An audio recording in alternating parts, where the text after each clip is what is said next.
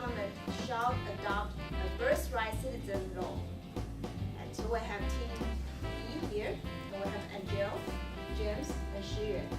And we have Team F, Timothy, Arthur, and Hunt.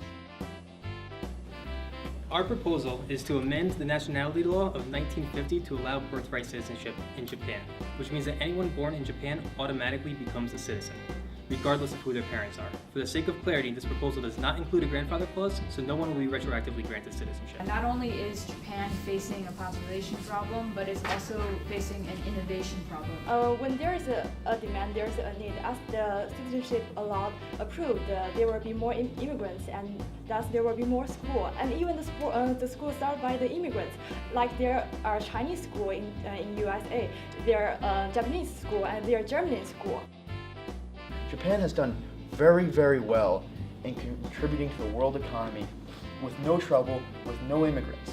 They don't need to connect and bring these people in order to simply become more interconnected with the world. Their economy amongst industrial nations has been consistently rising when other nations have not been. It's less likely for a foreign immigrant to produce a highly Japanese culture centered products without a deep understanding of Japanese culture.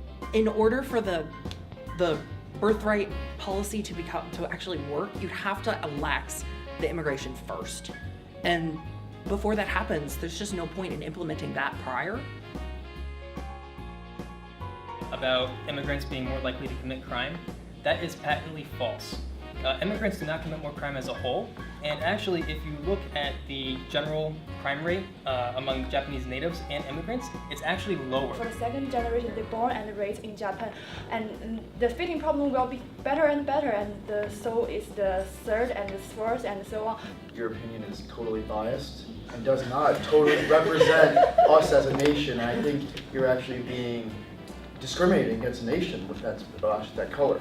But that aside, and just simply because you were born there, it does not make you Japanese. However, in Japan, we have very specific way to do very specific things. For example, when you have a job interview, you have knock the door 3 times and enter. Then you have to bow 30 degrees to the other people. Then you trying to get a job from. Then when you left, you have to bow 40 degrees instead to show your respect. The concept of preserving a culture assumes that a culture is stagnant, and as we've seen in this class alone, cultures are not stagnant, they change. They are living, breathing things that have to grow just like individuals do. Japanese is a diversity country. Like, take the language as an example. 1/3 of Japanese language is hiragana. It's original from the Japanese culture. 1/3 is called kanji. It's from the Chinese culture, and 1/3 is called katakana. As you bring immigrants in, they have a higher birth rate, which will raise the overall fertility rate of Japan. For example, in Germany, immigrants have been partly credited with the recovery of its birth rate, which is much higher than the native rate of the population and has recovered significantly over the past 10 years. There's no population problem in Japanese mega cities. There are way too many people in the cities. Therefore, due to the fact most of current immigrants are living in the city, adopting the birthright citizenship can only create overpopulation in the city. Who has the children from day one, day zero? Women. And why do women choose not to have children in Japan? Because of workplace inequality.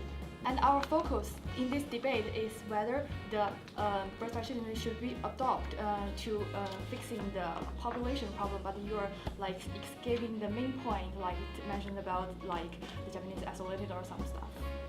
Wait a second, we still have time.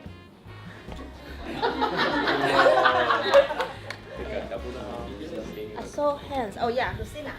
Okay, so I've got 2 questions for each team. All right, so I have questions for both sides. So for Team E, I noticed that you approached diversity like Americans. Like Americans pride themselves on their diversity.